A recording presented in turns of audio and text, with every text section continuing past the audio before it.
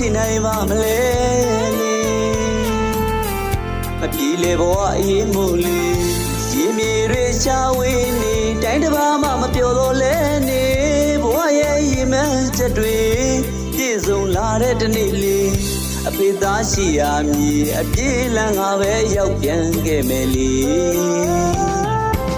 ဘဝရဲ့မောကနာလေးဝေးတာတင်ထားပါအဖေသားလေးအနာဂတ်တွေဖေကြိုးစားနေမိသားစုကပါပြောဖို့အတွက်ပါလေ